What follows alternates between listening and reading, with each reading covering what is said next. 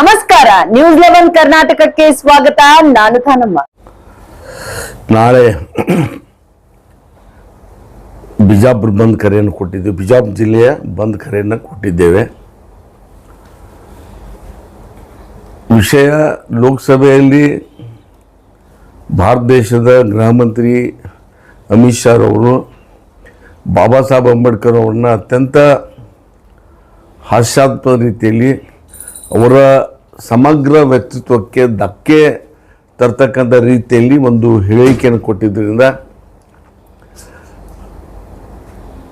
ಅಮಿತ್ ಶಾ ಅವರ ರಾಜೀನಾಮೆಯನ್ನು ಪಡಿಬೇಕು, ಅವರನ್ನ ಮಂತ್ರಿಮಂಡಲದಿಂದ ವಜಾಗೊಳಿಸಬೇಕು ಅಂತ ಹೇಳಿ ಒತ್ತಾಯಿಸಿ ನಾವೆಲ್ಲ ಅಹಿಂದ ಸಂಘಟನೆ, ದಲಿತ ಎಲ್ಲ ಸಂಘಟನೆಗಳು, ಮಹಿಳಾ ಸಂಘಟನೆಗಳು, ರೈತ ಸಂಘಟನೆ, ಪ್ರಗತಿಪರ ಸಂಘಟನೆ, ಸಂವಿಧಾನ ರಕ್ಷಣಾ ವೇದಿಕೆ, ಈ ಎಲ್ಲ ಸಂಘಟನೆಯ ಒಂದು ಆಶ್ರಯದಲ್ಲಿ ಒಂದು ದೊಡ್ಡ ಮಟ್ಟದ ಬಂದ್ ಕರೆಯನ್ನು, ಐತಿಹಾಸಿಕ ಬಂದ್ ಕರೆಯನ್ನು ನಾವು ಕೊಟ್ಟಿದ್ದೇವೆ. ಈ ಐತಿಹಾಸಿಕ ಬಂದ್ನಲ್ಲಿ ಎಲ್ಲ ಶಾಲಾ ಕಾಲೇಜುಗಳು ಬಂದಿರ್ತವೆ, ಬಸ್ಗಳು ಬಂದಿರ್ತವೆ, ಆಟೋ ರಿಕ್ಷಾಗಳು ಬಂದಿರ್ತವೆ, ಕ್ಯಾಪಿಟಲ್ ಮಾರ್ಕೆಟ್ ಬಂದಿರ್ತಾ ಇದೆ, APMC ಬಂದಿರ್ತಾ ಇದೆ. ಇವತ್ತು ಪೌರ ಕಾರ್ಮಿಕರು ಕೂಡ ರಜೆ ಘೋಷಿಸಿದ್ದಾರೆ. ಹೀಗೆ ಎಲ್ಲರೂ ಕೂಡ ನಮಗೆ ಸಹಕಾರವನ್ನು, ವ್ಯಾಪಾರಸ್ಥರಾಗಲಿ ಸಾರ್ವಜನಿಕರಾಗಲಿ ಈ ವಿಷಯದಲ್ಲಿ ಅವರ ಸಹಕಾರ ನಮಗೆ ಕೊಟ್ಟಿದ್ದರಿಂದ ಅವ್ರಿಗೆಲ್ಲರೂ ಕೂಡ ನಿಮ್ಮ ಮುಖಾಂತರ ನಾನು ಅಭಿನಂದನೆ, ಧನ್ಯವಾದಗಳನ್ನು ಹೇಳಲಿಕ್ಕೆ ಬಯಸ್ತಾ ಇದ್ದೀನಿ.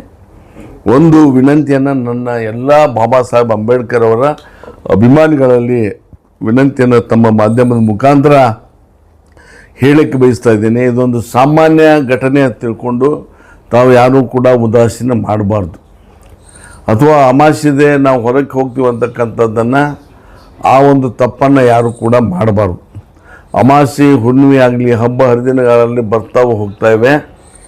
ನಮ್ಮ ದೇವರಿಗಿಂತಲೂ ದೊಡ್ಡ ನಮ್ಮ ಸಲುವಾಗಿ ಕೆಲಸ ಮಾಡಿರ್ತಕ್ಕಂಥ, ನಮಗೆಲ್ಲರಿಗೂ ಕೂಡ ದೇವರ ಸ್ವರೂಪವಾಗಿರ್ತಕ್ಕಂಥ ಬಾಬಾ ಸಾಹೇಬ್ ಅಂಬೇಡ್ಕರ್ ಅವರಿಗೆ ಅಪಮಾನ ಆಗಿರ್ತಕ್ಕಂಥ ಈ ಸಂದರ್ಭದಲ್ಲಿ ತಾವು ಕೇವಲ ಅಮಾವಾಸ್ಯೆ ಅಂತ ಹೇಳಿ ಇದನ್ನು ತಪ್ಪಿಸ್ಕೊಳ್ತಕ್ಕಂಥ ಉದಾಸೀನತೆ ತೋರಿಸಬಾರ್ದು.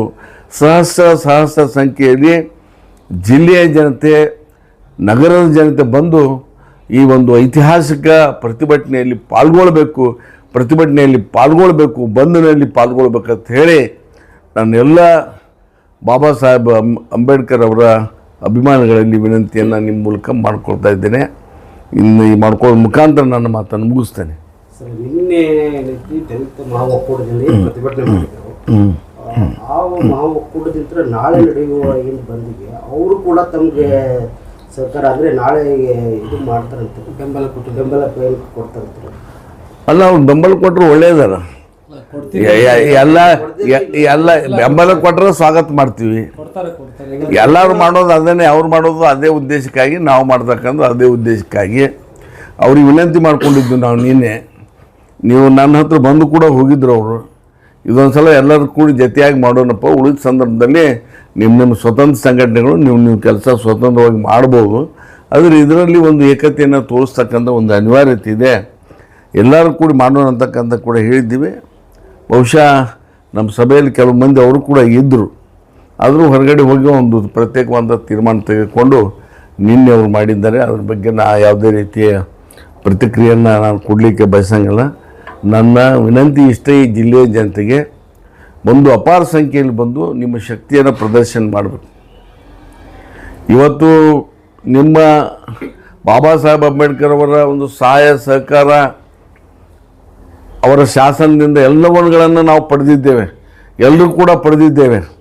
ಅಂಥ ಮಹಾನ್ ವ್ಯಕ್ತಿಗೆ ಆಘಾತದಂಥ ಒಂದು ವ್ಯಕ್ತಿತ್ವಕ್ಕೆ ಆಘಾತದಂಥ ಸಂದರ್ಭದಲ್ಲಿ ನೀವ್ಯಾರೂ ಕೂಡ ಉದಾಸೀನ ಮಾಡಿದ್ರೆ ತಾವ್ಯಾರೂ ಕೂಡ ಅಂಬೇಡ್ಕರ್ ವಾದಿಗಳಾಗಲಿಕ್ಕೆ ಸಾಧ್ಯ ಇಲ್ಲ ಅಂತಕ್ಕಂಥ ಒಂದು ಭಾಳ ಖಾರವಾಗಿರ್ತಕ್ಕಂಥ ವಿಚಾರವನ್ನು ಈ ಸಂದರ್ಭದಲ್ಲಿ ಹೇಳಲಿಕ್ಕೆ ನಾನು ಬಯಸಿ, ನೀವು ತಕ್ಷಣ ನಿಮ್ಮೆಲ್ಲ ಕೆಲಸ ಕಾರ್ಯಗಳನ್ನು ಬದಿಗಿಟ್ಟು ಈ ಬಂದ್ನಲ್ಲಿ ಕಾರ್ಯಗೊಳ್ಬೇಕಂತ ಹೇಳಿ ಮತ್ತೊಮ್ಮೆ ವಿನಂತಿಯನ್ನು ಮಾಡ್ತೇನೆ.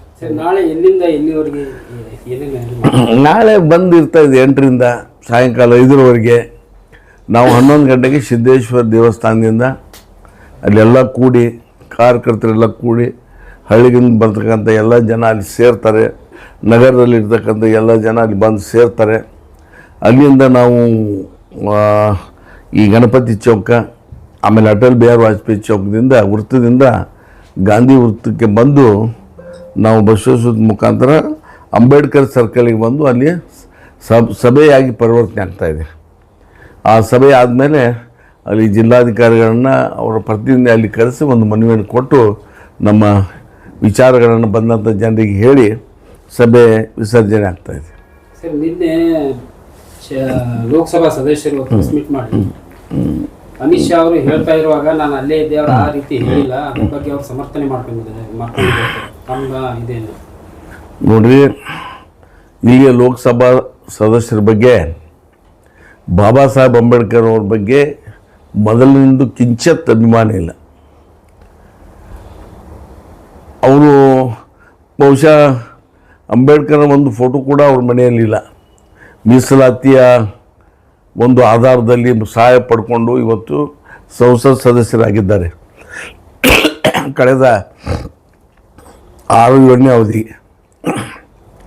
ಹೀಗಿದ್ದರೂ ಕೂಡ ಯಾವತ್ತಿಗೂ ಕೂಡ ಬಾಬಾ ಸಾಹೇಬ್ ಅಂಬೇಡ್ಕರ್ ಅವರ ವಿಚಾರ ಬಂದಾಗ ಎಂದೂ ಕೂಡ ಧ್ವನಿ ಲೋಕಸಭೆಯಲ್ಲಾಗಲಿ ಸಾರ್ವಜನಿಕ ಸಂದರ್ಭದಲ್ಲಾಗಲಿ ಎಲ್ಲಿಯೂ ಕೂಡ ಅವರು ಮಾತನಾಡೋದಕ್ಕಂಥ ಉದಾಹರಣೆ ಎಲ್ಲಿಯೂ ಕೂಡ ಇಲ್ಲ. ಅವರ ಜೊತೆಗೆ ಹೋಗಿ ಇನ್ನೊಂದು ಮಾತು ಹೇಳಿದ್ದಾರೆ. ನಾನು ಬಹುಶಃ ನಮ್ಮ ಎಲ್ಲ ಸಮಾಜದ ಮುಖಂಡ ಹಿರಿಯರೊಂದಿಗೆ ಚರ್ಚೆ ಮಾಡಿ ಬಹುಶಃ ಈ ಒಂದು ರ್ಯಾಲಿ ಆದಮೇಲೆ ನಾನೇ ಒಂದು ಪತ್ರಿಕಾಗೋಷ್ಠಿ ಮಾಡಬೇಕು, ಬೇರೆ ವಿಚಾರ ಮಾತಾಡಿದ್ದಾರೆ ಅವರು. ಆ ವಿಚಾರಕ್ಕೆ ಸಂಬಂಧಪಟ್ಟಂತೆ ನಾನು ಪ್ರತ್ಯೇಕವಾದಂಥ ಪತ್ರಿಕಾಗೋಷ್ಠಿಯನ್ನು ಮಾಡಬೇಕಂತೇಳಿ ಉದ್ದೇಶವನ್ನು ಇಟ್ಕೊಂಡಿದ್ದೆ. ನಮ್ಮೆಲ್ಲ ಸಮಾಜದ ಹಿರಿಯರ ಜೊತೆ ಸಂಪರ್ಕ ಮಾಡಿ ಅದರಲ್ಲಿ ನಾನು ಅವ್ರೇನು ವಿಚಾರಗಳದೋ ಅದಕ್ಕೆ ಉತ್ತರ ಕೊಡ್ತೇನೆ ಎಲ್ಲದಕ್ಕೂ. ಸರ್, ಅದು ಜನರು ಗೊಂದಲದಲ್ಲಿದ್ದಾರೆ.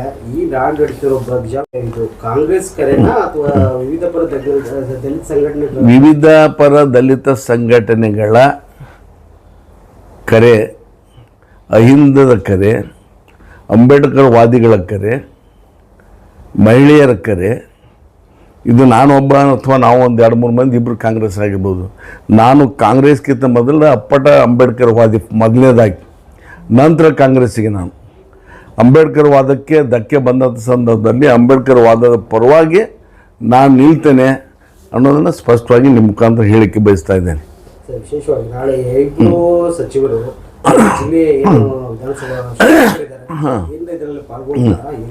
ಇಲ್ಲ, ನಾವು ಯಾರಿಗೂ ಕರೆ ಕೊಟ್ಟಿಲ್ಲ. ನೀವು ಹೇಳ್ತಿರಲಿ, ಈಗ ಕಾಂಗ್ರೆಸ್ ನಾವು ಒಬ್ಬನೇ ಇರೋದ್ರಿಂದ ಇದು ಕಾಂಗ್ರೆಸ್ ಅಂತೇಳಿ ಇದನ್ನು ಮಾಡ್ತಕ್ಕ ಪ್ರಯತ್ನ ನೀವೆಲ್ಲ ಮಾಡಕತ್ತೀರಲ್ಲ, ಅದು ಹಂಗಲ್ಲ.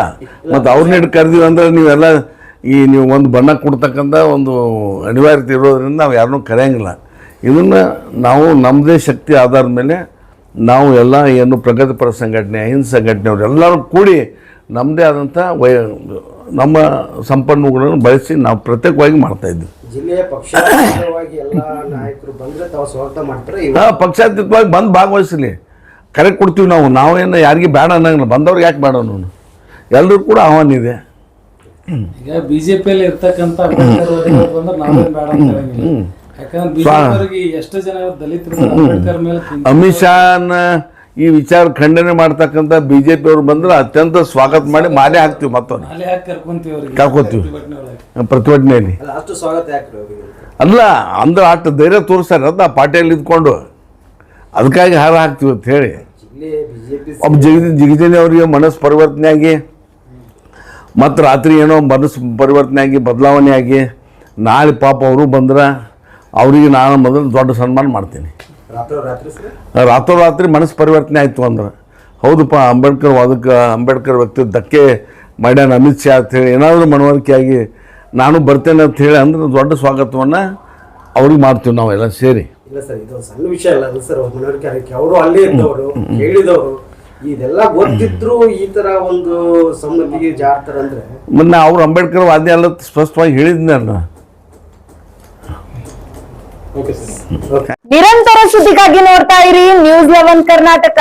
ಲೈಕ್ ಮಾಡಿ, ಶೇರ್ ಮಾಡಿ, ಸಬ್ಸ್ಕ್ರೈಬ್ ಮಾಡಿ ಹಾಗೂ ಬೆಲ್ ಐಕಾನ್ ನ ಒತ್ತಿರಿ.